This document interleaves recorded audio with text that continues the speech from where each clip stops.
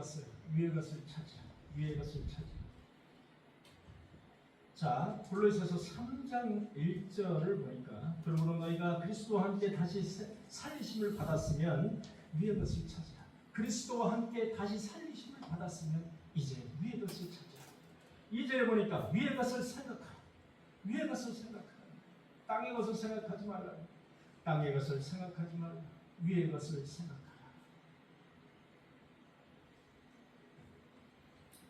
여러분, 사도 바울이 물론 골로새 교회는 사도 바울이 직접 개척한 교회는 아니에요.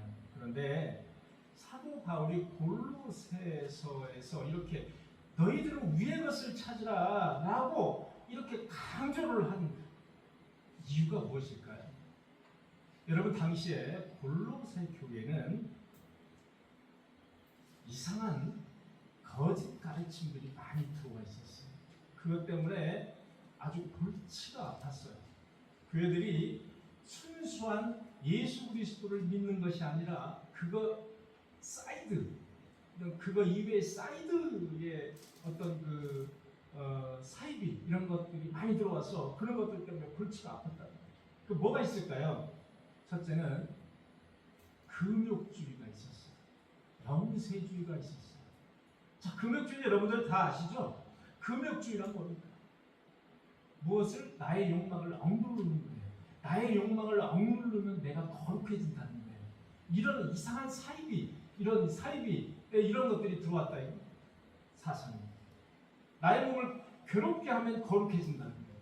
지금도 인도나 이런 데 가면은 나무 꼭대기에 올라가서 24시간 또는 12시간 나무 꼭대기에 올라가서 가부좌 이렇게 틀고서 앉아있는 사람들 여러분 보셨죠?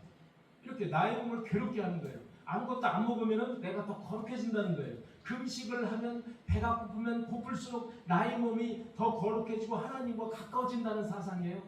이게 바로 금욕주의예요. 자기의 몸을 스스로가 채찍을 만들어서 채찍으로 때려요. 이게 금욕주의예요. 겨울에는 일부러 얇은 옷을 입어요. 여름에는 일부러 두꺼운 옷을 입어요. 그래서 몸을 괴롭게 만드는 거예요. 이렇게 하면 더 거룩해진다는 거예요. 여러분 맞습니까? 이게 금욕주의예요, 여러분.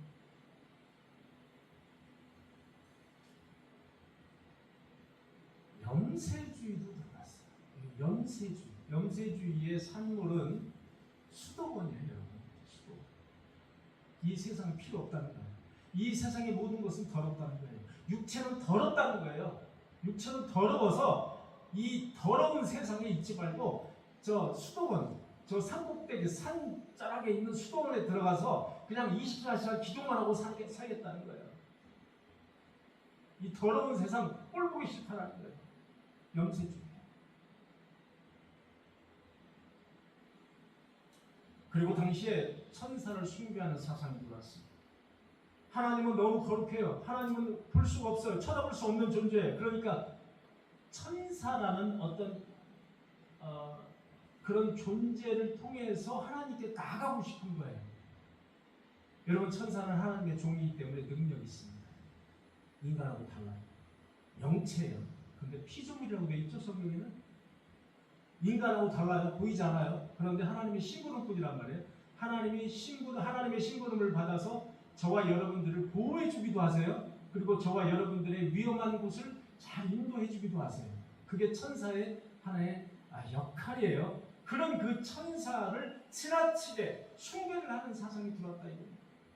지금 천주교에서 그런 사상이 뭐가 있죠? 마리아 숭배 사상이에요. 마리아 숭배 사상. 아주 비슷한 겁니다. 마리아 숭배나 천사 숭배나 비슷한 거예요. 천사를 특별히 공경하고 의지해야 더 높은 영적 체험을 할 수 있다는 그런 사상이에요. 천사 숭배 사상이에요. 그 밖에도 율법주의가 들어왔어요. 율법주의. 특히 안식일주의. 지나친 안식일주의. 안식일에는 뭐 하지 말라? 만지지도 말라. 맛보지도 말라. 안식일에는 손도 대지 말라. 일하지 말라. 여러분, 안식일을 기억하여 거룩히 지키라 나와 있죠? 출애굽기에 나와 있습니다. 그 다음에 쭉 뭐가 나왔어요? 아무 일도 하지 말라. 안식일에는 아무 일도 하지 말라. 이렇게 나와 있어요. 그랬더니 안식일에는 만지지도 않아요. 맛보지도 않아요. 엘리베이터 단추도 안 눌러요, 여러분. 여러분, 지금 그 이스라엘에 가면은 안식일을 거룩히 지키기 위해서 엘리베이터 단추를 누르지 않습니다. 왜? 그게 일하지 말라, 아무것도 하지 말라, 아무 일도 하지 말라를 지키기 위해서. 그래서 여러분 유대인들이 예배드리는 주일에는 엘리베이터를 누르지 않고 7층이면 7층으로 곧바로 올라다닐 수 있는 엘리베이터가 따로 설치가 되어 있어요. 안 눌러도 그냥 7층으로 올라갑니다. 누르는 게 일이라는 거예요. 주의라는 거예요. 여러분 맞습니까? 이거는 잘못된 신앙이에요. 잘못된 사상이에요. 여러분 성경에 보니까 예수 그리스도가 이렇게 말씀하세요. 안식일이 사람을 위하여 있는 것이냐 사람이 안식일을 위하여 있는 것이냐. 여러분 안식일은 사람을 위하여 있는 것이라고 분명히 예수님은 말씀하세요. 여러분 예수 그리스도께서 안식일에 손 많은 사람 그 손 많은 뼈를 고쳤습니다. 그랬더니 그 바리새인들이 예수님에게 욕합니다. 왜 주일에 아무것도 하지 말라고 해? 왜 주일에 너는 일을 하고 왜 주일에 그렇게 변이삭을 갖다가 밀이삭을 갖다가 그렇게 비비는 자체도 일이라는 거예요. 다른 것도 일이라는 거예요. 배가 고픈데 그거 좀 먹었다고 욕하는 거예요. 비난하는 거예요. 그래서 예수님이 말씀하십니다. 안식일은 사람을 위하여 있는 것이다. 안식일은 사람을 위하여 있는 것이다. 그래서 예수님은 안식일에 병도 고치셨어요. 안식일에 일도 하셨어요. 자, 이렇게 초대교회에서는 지금도 이런 사상들이 사실 많이 있어요.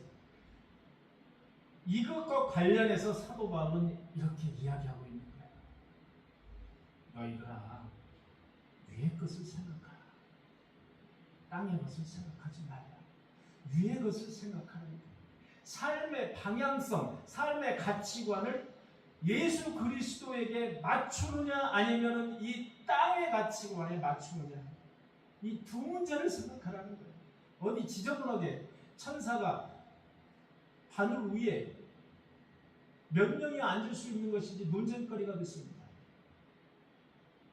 여러분 천사가 바늘 위에 몇 명이 앉을 수 있는가? 궁뎅이가 천사가 얼마나 큰가? 아니면 얼마나 작은가? 이 바늘 위에 몇 명이 앉을 수 있는가? 이걸 가지고 논쟁을 했다 이겁니다. 여러분 이거 정말 웃기는 이야기예요. 이렇게 되는 거예요. 배가 어디로 가요? 저 산꼭대기 가는 겁니다. 여러분 땅의 것이라는 것이 무엇입니까? 세상의 가치관에 시선을 맞추는 거예요. 세상의 가치관에 시선을 맞추는 거죠. 그 다음에 위의 것이라는 건 뭐예요? 하늘의 가치관에 시선을 맞추는 거예요. 하늘의 가치관.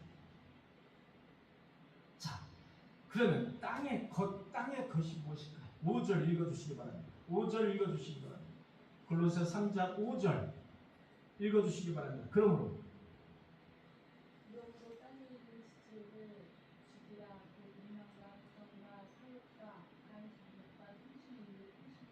우상 숭배니라. 탐심은 우상 숭배니라. 자, 5절을 보니까 땅의 것을 구체적으로 설명하고 있어요. 사도 바울이. 여러분 여기 그렇게 설명하고 있는 여러 가지들이 있잖아요. 땅의 것이에요. 성도들이 이 세상을 살면서 땅의 것이 필요할까요? 필요하지 않을까요? 땅의 것이 필요합니다. 여러분 우리는 눈만 뜨면 땅의 것을 섭취하면서 살아요. 그게 우리 인간이란 말이에요. 땅의 것을 섭취하면서 살되 땅의 것을 목적으로 삼지 말라는 거예요. 땅의 것을 목적으로 살지 말라는 거예요. 완전히 땅의 것을 끊으면 어떻게 돼요? 염세주의가 되는 거예요, 여러분. 염세주의. 이제 수동으로 들어가야 되는 거예요. 저 풀 속으로 들어가야 되는 거예요. 성경은 이렇게 말하고 있죠? 너희는 먼저 무엇을 구하라? 그의 나라와 그의 의를 구하라. 그리하면 이 모든 것을 너희에게 더하시리라. 이 모든 것이 뭐예요? 바로 그 전의 말씀을 보니까 무엇을 마실까? 무엇을 먹을까? 무엇을 입을까? 이것이 이 모든 것이에요. 이 모든 것을 너희에게 더하시리라. 그러므로 너희는 무엇을 마실까? 무엇을 먹을까? 무엇을 입을까? 염려하지 말라.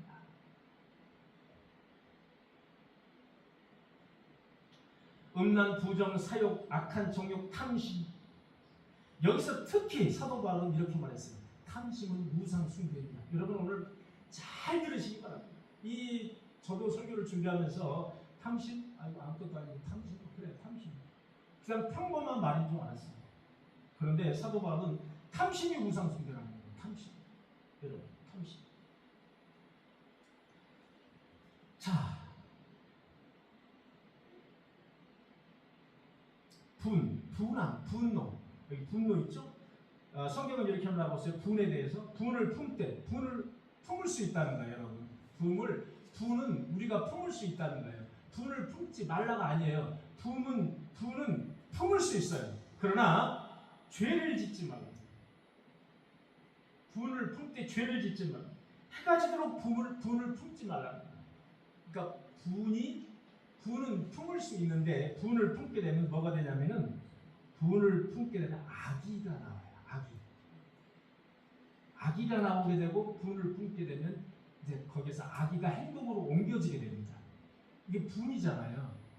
그런데 성경은 분은 품을 수 있어요. 품되 죄를 짓지 말라. 악의는 죄입니다. 악한 마음을 품지 말라는 거예요. 저놈 저거 어떻게 네가 잘 되나 보자. 저놈 따라가가지고 저놈 이제 잘 못되게 이렇게 조작하고 그리고 심지어 나가서 죽이려고 하는 그게 바로 죄라는 거죠.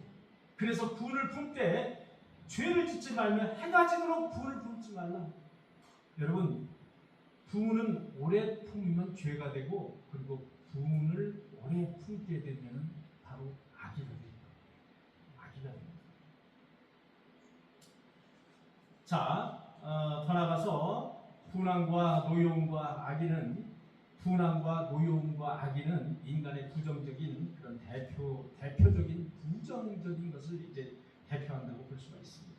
여러분 예수님도 성전에서 장사하는 그런 사람들을 보고 매우 분을 품으셨어요. 그래서 뭐 세상 말로 폭발하셨잖아요. 그죠? 상을 디벼엎고 막 폭발하셨어요. 이렇게 품을 수 있다는 거예요. 불의에 대한 분노는 가능하다. 그런데 그것이 계속 오래 분이 나에게 숙박하지 말라 그러잖아요. 분이 나에게 숙박해서 그 다음 날까지 분을 품도록 만들지 말라는 거예요. 분은 품때 빨리 분이 나가도록 그렇게 만들어야 되겠죠. 분노로 인해서 분노가 복수가 되고 또는 악의를 가져서는 안 된다. 이런 말씀. 자, 그 다음에 뭐가 있냐면 보니까 이런 말씀이 있어요. 부끄러운 말이라는 그런 단어가 나와요. 부끄러운 말.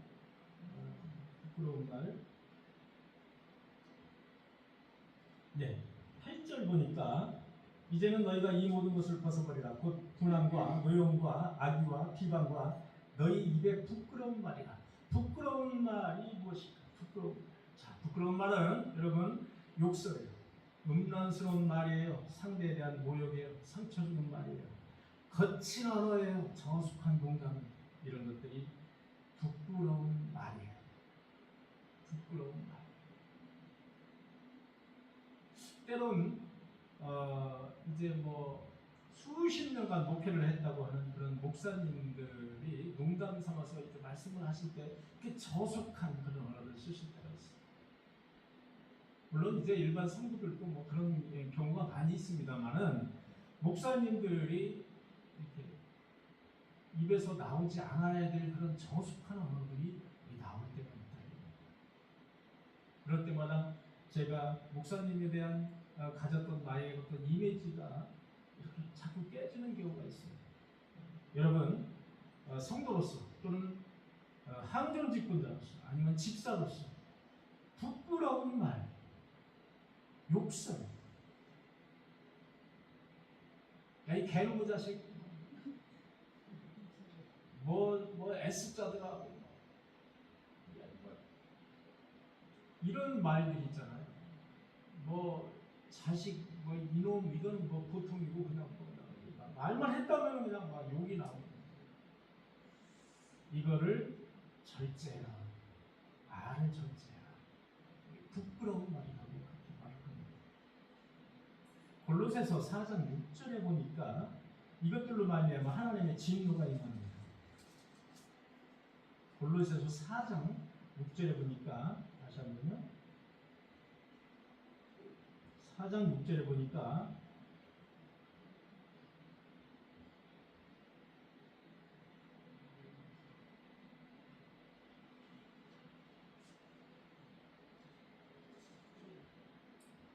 너희 반을 항상 은혜 가운데 소금으로 맛을 낸 같이 하라. 은혜 가운데 소금으로 맛을 낸 같은 말을 하라는 거예요. 오늘 제가 가끔 이제 간을 봐요. 집사람이 저한테 이제 간을 보라 그래요.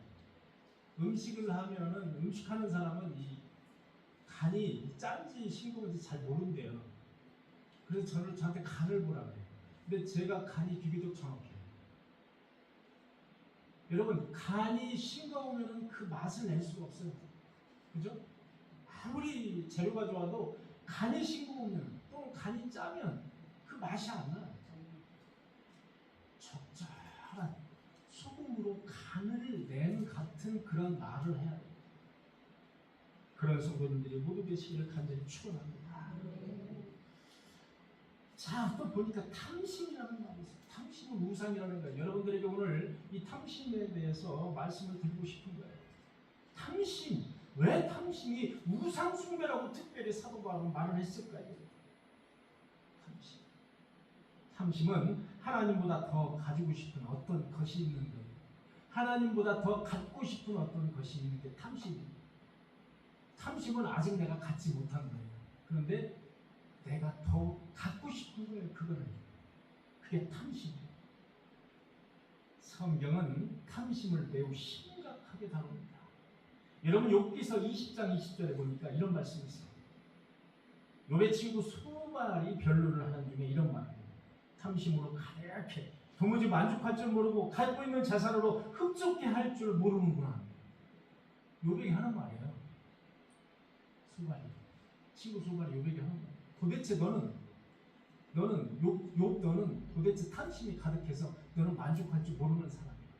이렇게 욥을 비난하는 그런 변론하는 그런 말이 있어요. 하나님만으로는 만족하지 못하는 마음이 탐심입니다. 여러분, 아담과 하와는 에덴 동산에서 부족함이 없었어요. 에덴 동산에서 부족함이 없었어요. 너무 평안해요. 평온하고 만족했어요. 그런데 무슨 탐심이 있었어요? 하나님과 같은 자리에 올라가고 싶었어요. 그런 탐심이 있었어요. 그 탐심 때문에 죄를 낳게 됐어요. 죄의 조상이 되었어요. 여러분, 아간이라는 사람이 있었죠. 성경에 보니까 온전히 바친 물가 헌금한 물건에 온전히 바친 물건을 금이나 은이나 외투를 갖다가 탐하다가 아간뿐이 아니라 그의 가족들이 몰살당하는 사건이 있었어요. 탐심, 물질에 대한 탐심. 여러분, 가룟 유다는 뭐에 대한 탐심 때문에 예수님을 팔아제꼈어요? 그렇습니다. 돈에 대한 탐심 때문에 예수 그리스도를 팔아 먹었어요. 사람은 이렇게 탐심, 만족을 모르는 거예요. 여러분, 자, 저희가 솔직하게 말씀드릴 테니까 질문을 할 테니까 손들어 보세요. 나는 도대체 만족할 줄 모른다. 나는 지금 내가 여기에 10억이 20억이 있고 뭐 있어도 나는 성격 자체가 만족할 줄 모른다. 이러는 분 손들어 보시죠. 나는 만족이 없어, 삶이. 빨리 손들어 보세요. 빨리 손들어 보시라니까. 하나도 없네요.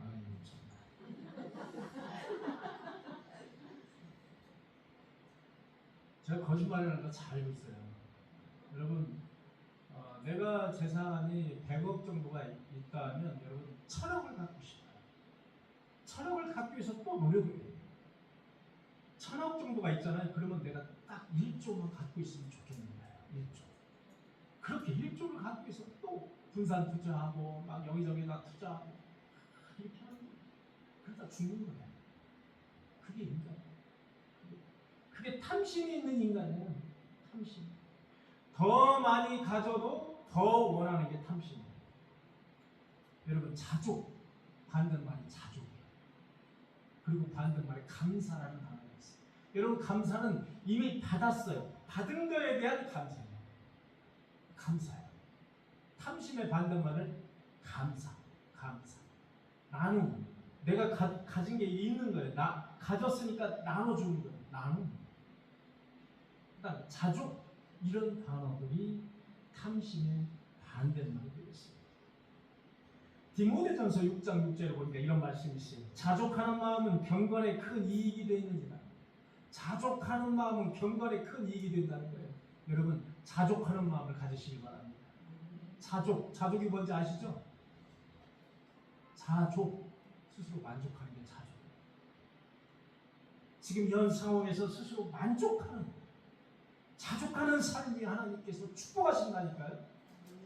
여러분 아무리 내가 더 가지려고 노력하고 아무리 새벽잠 안 자고 내가 노력한다 해서 여러분 그렇게 한다고 그래가지고 뭐 큰 부자 되고 다 뭐 출세하면 여러분 다 그렇게 할 수 있어요. 교육은 여러분 할 수 있어요. 여러분이나 저나 그 뜻을 이루는 사람은 여러분이 아니에요. 하나님이세요. 특히 성도 여러분들의 뜻을 이루는 건 하나님이시라는 걸 아시면 됩니다. 저와 여러분들이 이루지 못해요. 절대 이루지 못합니다. 결국 탐심은 하나님과의 관계를 무너뜨리게 되어 있습니다. 하나님과의 관계를 결국 이제 무너뜨립니다. 그게 탐심입니다. 그래서 탐심은 우상 숭배라. 여러분 우상 숭배는 단지 절하고 그 우상을 세워놓고 모셔오는 것만이 우상 숭배가 아니에요. 하나님보다 무엇을 더 사랑하고 하나님보다 무엇을 더 의지하고 싶은 거예요. 하나님보다 무엇을 더 추구하고 싶은 게 바로 우상이에요. 그게 바로 탐심이에요. 하나님보다 돈이 더 중요해요. 하나님보다 성공이 더 중요해요. 하나님보다 직장이 더 중요합니다. 그게 바로 탐심. 하나님보다 내 욕심을 채우는 것이 훨씬 더 중요해요. 주일은 중요치 않아요. 하나님께 예배드리는 거 중요치 않다고요.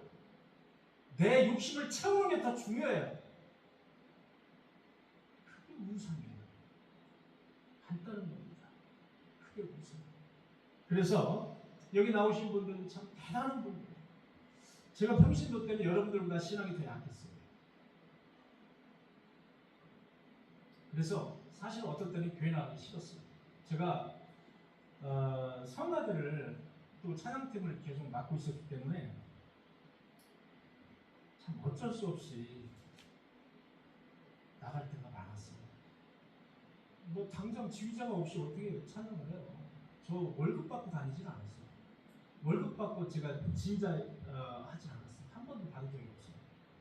그런데 그 지휘자라는 사실에 딱 묶여 있으니까 안 나갈 도리가 없어요. 안 나갈 도리가 없어요. 아파도 나가요. 아플 수 없어. 아프면 안 돼요. 여러분 지휘자는 아프면 안 돼요. 지휘자로 안 나왔네? 아파서 안 나왔대. 이거 얼마나 그 하나님 앞에 부끄러운 거예요. 목사 아프면 안 돼요. 목사가 병원에 가서 주일에 입원하고 있고 이런 것도 곤란하다니. 목사는 아프면 안 돼. 그런 어떤 사명이 있어요. 보니까 사명. 여러분 권사님들, 집사님들 아프면은 이번 주에 그냥 건너뛰지고 누가 있자. 목사님이 다 이해하겠지. 그런 마음이 넓으니까 이해할 거야. 나를 위해서 기도해 주시겠지. 얼마나 좋아요. 그럴 수 있잖아요. 근데 이게 안 되는 거예요. 엊그제는 제가 자는데 콧물이 갑자기 이 오른쪽 코에서 콧물이 쭉 흐르는 거예요. 콧물이 흐른다는 건 뭐 증세가 이상하잖아요. 그리고 조금 있으니까 이제 목소리가 맹꽁이 목소리가 나오는 거예요. 그러니까 조금 있으니까 기침이 나오기 시작하더니 이제 몸이 떨리고 이제 막 춥기 시작하는 거예요. 이런 증세가 있으면 빨리 고쳐야 돼요. 왜냐하면 주일에 이런 증세로 여러분 앞에 쓸 수가 없잖아요. 그래서 얼른 가서 이제 약을 좀 먹고 몸을 좀 보호하고 이렇게 했습니다. 이렇게 이 하나님의 사명을 받은 사람들은 이렇게 몸을 마음대로 자기 마음대로 아파서는 안 돼요. 아플 수가 없어요. 그런 사명을 가지고 있는 거예요. 여러분 누가복음 12장 15절에 보니까 이런 말씀이 있어요. 삼가 모든 탐심을 물리치라. 여러분 성경에 탐심이라는 단어들이 많이 나와요. 탐심. 이 정도로 중요한 게 탐심이라는 단어예요. 모든 탐심을 물리치라. 사람의 생명이 그 소유에 넉넉함에 있지 아니하니라. 사람의 생명은 네가 가지고 있는 그 소유에 있지 않다는 거야. 네가 아무리 넉넉하게 재산을 가지고 있어도 사람의 생명은 거기에 있지 않다. 여러분 믿으시죠? 맞습니다. 거기에 있지 않아요. 결국 탐심은 하나님께 드려야 할 나의 순수한 마음을 다른 우상에게 자리를 내어주는 게 탐심이기 때문에 탐심은 우상 숭배라는 거예요. 그렇다면 여러분 탐심을 이기는 길은 무엇일까요? 첫째는 감사입니다. 감사하면 탐심이 없어지는 건 아니에요. 감사는 탐심이 약해지게 만듭니다. 약해지게 만듭니다. 3장 15절에 보니까 이런 말씀이 있죠. 너희는 또한 감사하는 자가 되라. 감사하는 자가 되라. 감사는 이미 받은 사람이 감사를 하는 거예요. 탐심은 뭐예요? 안 받은 것, 내가 안 가지고 있는 것을 갖고 싶은 게 탐심이에요. 그러니까 안 가지고 있는 거예요. 갖고 싶은 게 탐심인데 감사는 뭐예요? 내가 받은 거에 대한 감사예요. 달라요. 그래서 감사는 하나님께 시선을 두고 있는 자들이 하는 거예요. 감사는 하나님께 시선을 두고 있는 자들이 하는 거예요. 탐심은 아직 갖지 않은 자들이 하는 거예요.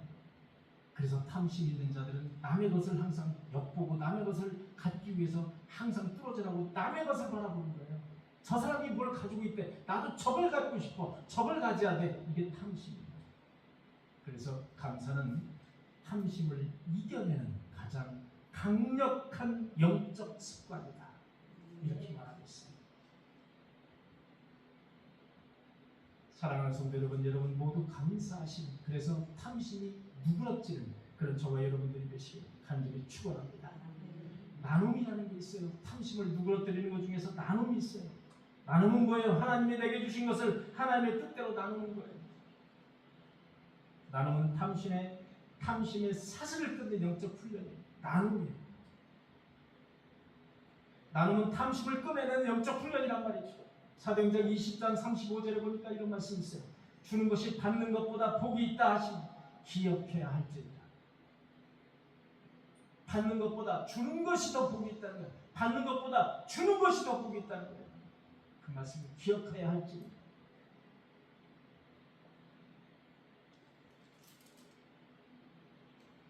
또 하나는 자족이라는 단어예요. 자족.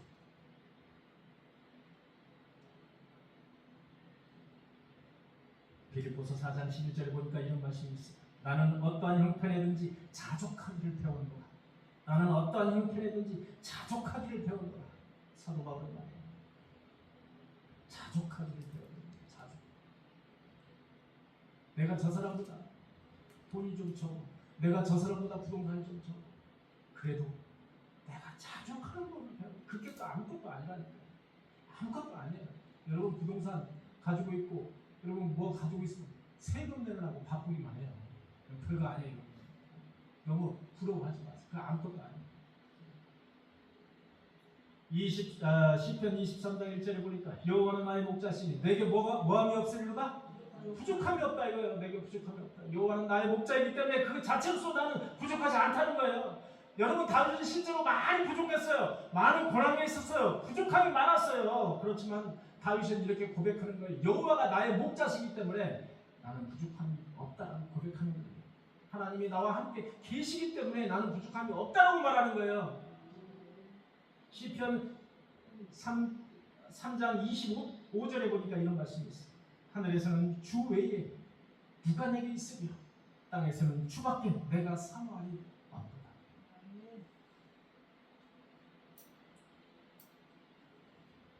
사랑하는 성도 여러분 모두 하나님을 믿음으로 자족하시는 저와 여러분들이 되시길 간절히 축원합니다. 그렇다면 위의 것을 찾으라는 의미는 무엇일까요? 위의 것을 찾으라. 거듭난 성도들. 자, 그러므로 너희가 그리스도와 함께 다시 살리심을 받았으면 이게 뭐예요? 거듭났다는 거예요. 거듭난 성도들, 그 성도들의 삶의 방향성을 사도 바울은 제시하고 있는 게 뭐예요? 위의 것을 찾으라는 거예요. 위의 것. 밑에 것을 찾지 말라는 거예요.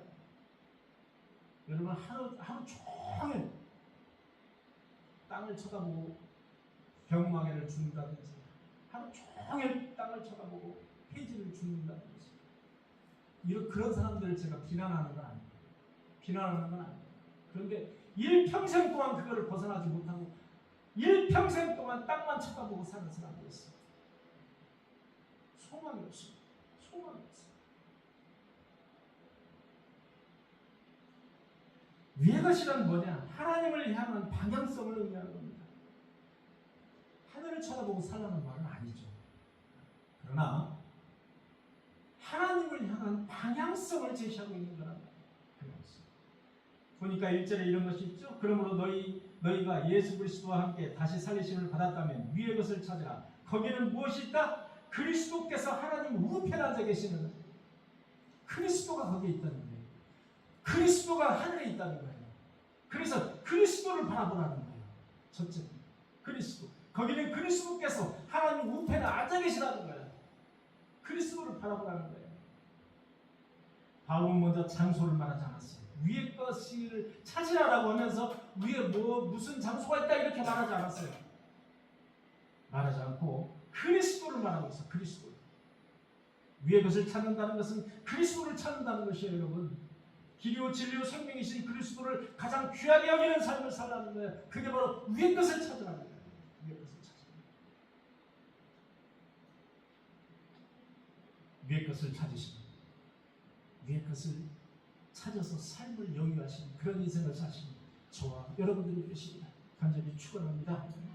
또 위의 것을 찾으라는 뜻은 무엇일까? 하나님의 뜻을 찾으라. 하나님의 뜻을 찾으라.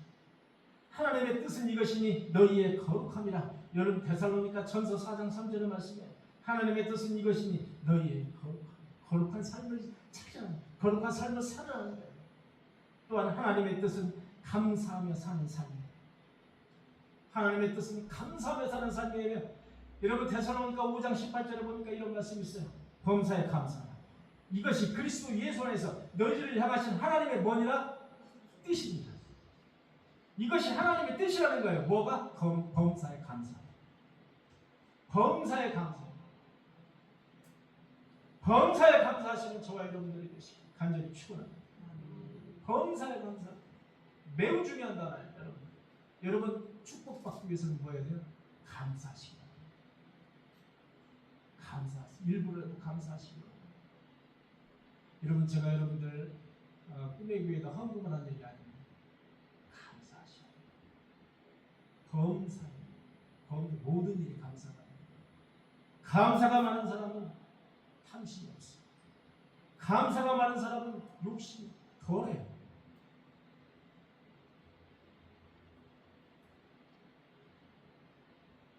에베소 2장 10절에 보니까 우리는 선한 일을 위하여 지으심을 받은 자니 우리는 선한 일을 위하여 지으심을 받은 자. 여러분 위의 것이라는 것은 선을 행하는 것이에요. 선을 행하는 그게 하나님의 뜻이에요. 우리는 선한 일을 위하여 지으심을 받은 자. 야고보서 4장 17절에 보니까 사람이 선을 행할 줄 알고도 행하지 아니하는 죄입니다. 선한 일을 행하는 것이 위의 것을 행하는 거예요. 위의 것을 바라보는 선한 일을 행하는 거예요. 즉 감사하는 삶 그리고 선한 삶을 살아가는 삶 그런 것들이 바로 위의 것을 찾는 삶인 줄 믿습니다. 세 번째는 위의 것이라는 것은 그리스도를 닮아가는 삶입니다. 그리스도를 어떻게 하면 닮아가는 것입니다. 사도 바울은 그리스도를 바라보라. 그것이 바로 위의 것을 찾는 삶이라는 거예요. 위의 것을 찾는 삶은 그리스도를 닮아가는 삶이 되어야 된다는 거죠. 그리스도를 닮아가는 삶은 뭐예요? 사랑이 내 마음속에 이렇게 끓어오르는 그런 삶을 살아가는 사랑. 그것이 아가파오의 사랑이든 그것이 필레오의 사랑이든 그것이 에로스의 사랑이든 아니고 그건 아니고 필레오의 사랑이든 아가파오의 사랑이든 어쨌든 사랑하는 삶, 사랑이 내 마음속에 가득히 차고 넘쳐야 돼요. 예수님은 십자가에 못을 박아서 돌아가셨잖아요. 십자가에서 창에 찌르시, 칼에 찌르시. 그런데 그 사람을 위해서 그런 사람들을 위해서 기도하십니다. 그런 사람을 사랑해달라. 그런 사람을 용서해달라. 예수님이 그렇게 기도하셨습니다. 어떻게 그렇게 기도하죠? 자기를 지금 칼로 찌르고 창으로 찌르고 못을 받고 자기를 죽이고 있는데 그 사람은 아무것도 알지 못합니다. 저희를 용서해달라. 이런 사랑은 우리는 할 수 없을지라도 최소한 다른 사람을 사랑할 줄 아는, 어려운 사람을 사랑하고 그럴 줄 아는 그런 사랑이 있어야 된다. 그리스도인이라는 거죠. 사랑하는 삶. 두 번째는 용서하는 삶. 아버지여, 저들을 용서하여 주옵소서. 십자가에서 그 돌아가시면서 하신 말씀에 그게 바로 그리스도를 닮은 삶. 우리는 그렇게 할 수 없어요. 우리는 그렇게 못합니다. 따기만 한 대 때문에 이놈의 자식을 몸개기 갖다가 때리려고 하죠. 용서의 삶. 나에게 좀 서운한 그런 말을 했어요. 나에게 실수로 어떤 그런 조그마한 해를 끼쳤어도 포용하고 이렇게 용서해 줄 수 있는 그런 마음. 그 용서하는 삶.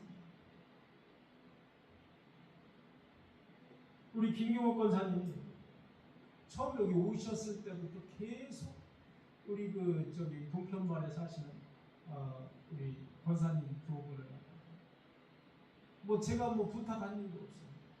계속 모셔다 드리고 오는 거예요. 계속. 어디 김경옥 권사님이 거기 왔다 갔다 하는데 기름을 어디 생산하십니까?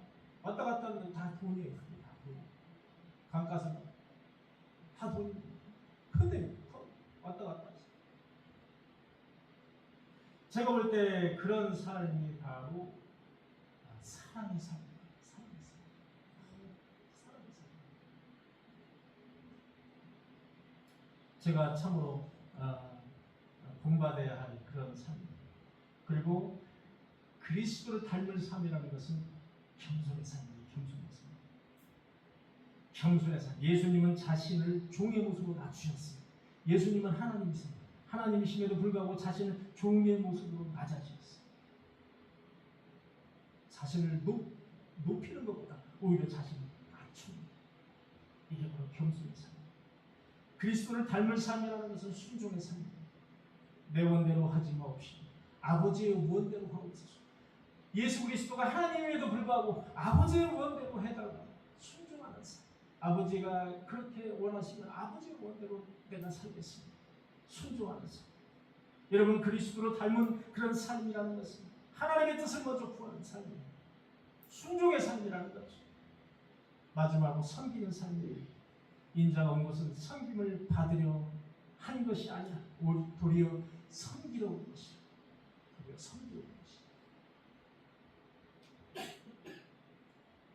그리스도를 닮은 삶은 대접받기 위한 그런 삶이다. 대접을 먼저 하고 섬김을 먼저 섬기고 그런 삶이 바로 그리스도를 닮아가는 그런 삶이라고 볼 수가 있겠습니다.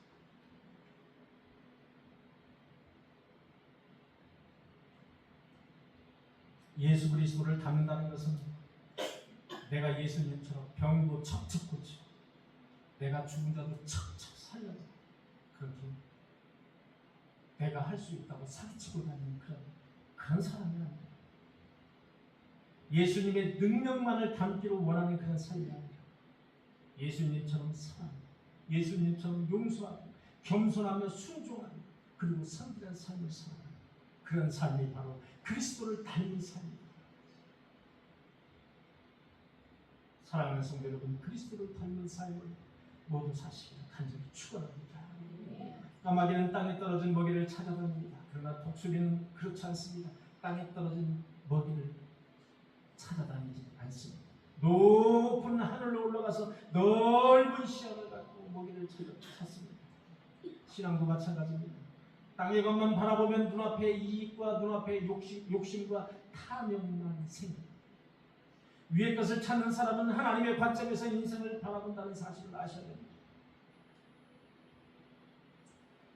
그래서 하나님의 관점에서 위의 것을 바라보고 살아야 된다. 사랑하는 성도 여러분, 땅의 것만 쫓다가 생을 마감하는 사람에게 어찌 생명이 있으며 어찌 그들에게 하늘나라가 있겠습니까? 현실보다 하나님을 먼저 바라보고 세상의 가치관보다 하나님의 나라의 우선순위를 두며 살아가는 그런 인생을 사셔서 신앙인으로서 후회 없는 인생을 살아가신 저와 여러분들이 모두 계시길 간절히 축원합니다. 기도하시겠습니다. 주님, 우리는 인생을 살아가면서 부족한 것도 많고 환난도 많고 고난도 많이 있습니다. 그러나 땅의 것을 바라보지 않고 항상 위의 것을 바라볼 수 있도록 주님께서 인도하시고 역사하여 주옵소서. 예수 그리스도의 이름으로 기도하옵나이다. 아멘.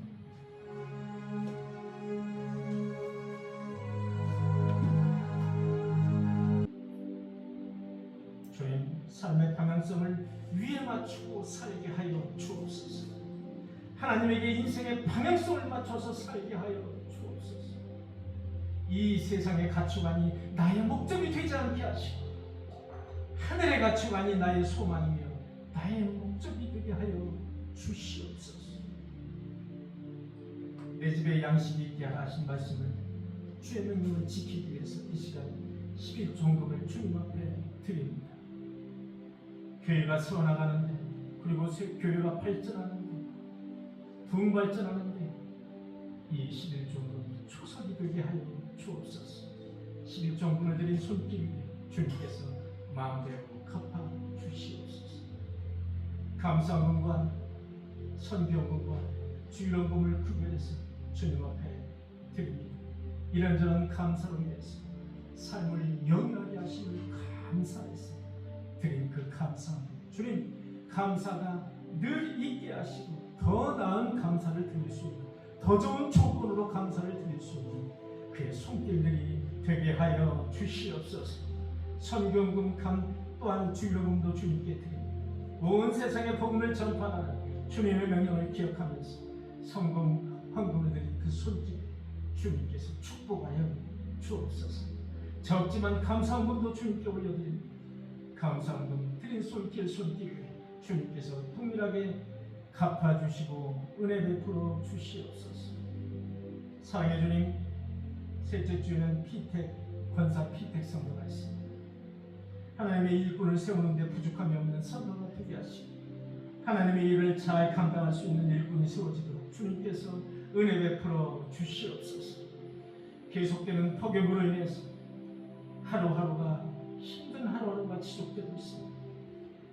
주님, 지치지 않도록 강건하게 붙잡아 주시고 적절한 피와 힘을 우리에게 허락하여 주시옵소서.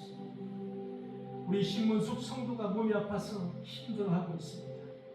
이제 하나님을 섬기려 하니 결국 사탄이 예배를 방해하고 있습니다. 주님, 신문숙 성도를 괴롭히는 사탄 마귀 귀신들을 물리쳐 주옵소서. 예수 그리스도의 이름으로 그의 몸에서 사탄이 떠나가게 주님께서 역사하여 주시옵소서. 강대상에 꽃이 시든 것을 보고 아름다운 꽃은 환한 손길을 들고 있습니다. 주님을 향한 꽃처럼 아름다운 마음을 보시고 그의 가정과 자녀와 일터에 주님께서 축복하여 주시옵소서. 사랑이 많으신 주님, 취업을 준비하는 청년들에게 적절한 직업을 허락하셔서 축복하여 주옵소서. 생명의 잉태를 기다리는 신자들에게 속히 새 생명을 허락하여 주시옵소서. 남편이 구원을 받기를 원하며 친척이 구원을 받기를 원하는 가정들이 있습니다. 속히 그 손길을 통하여 구원을 이루어 주시옵소서. 기적 같은 하루를 잘 살기 위해 잘 살기를 원합니다. 가족이 아프지 않고 살아가기를 소망하는 가정입니다. 그 뜻하는 바가 이루어지게 하여 주시옵소서. 자녀의 결혼 문제를 놓고 기도하는 가정들이 있습니다. 기쁜 소식이 전해지기를 주님께서 역사하여 주옵소서. 개업을 위하여 진력을 다하며 하나님의 영광을 위하여 살기를 원하는 가정들이 있습니다. 그 가정 위에 축복하시고 개업이 잘 되어서 하나님께 영광 돌리는 가정이 되게 하여 주옵소서. 주님, 예배 후에 우리 김지성 권사님이 담례로 정식을 준비했습니다. 그에게 힘과 능력을 주셨습니다. 독수리가 날개 쳐올라간 같이 근심 걱정 떨쳐버리고 주님을 앙모하는 우리 권사님이 되게 하여 주시옵소서. 이 항목이 사용될 때마다 하늘의 능력의 역사가 있게 하시고 주님의 나라가 확장되게 하시고 주님의 역사가 우리 인도원 꿈의 교회를 통해서 이루어지게 하여 주옵소서. 예배를 위해서 보이지 않는 곳에서 애쓰고 힘쓰는 성도들 있습니다. 주님 그 손길 위에 주님께서 위로하시고 축복하여 주실 줄 믿으며 이제는 우리 구주 예수 그리스도의 은혜와 하나님 아버지의 무한하신 사랑하심 성령님의 교통하심 이 시간 모여서 예배하는 성도들 머리 위에 그리고 그들의 가정 위에 그리고 그들의 자녀와 그들이 영위하는 일터와 직장과 사업에 지금부터 영원토록 함께 하시기를 간절히 축원하옵나이다. 아멘.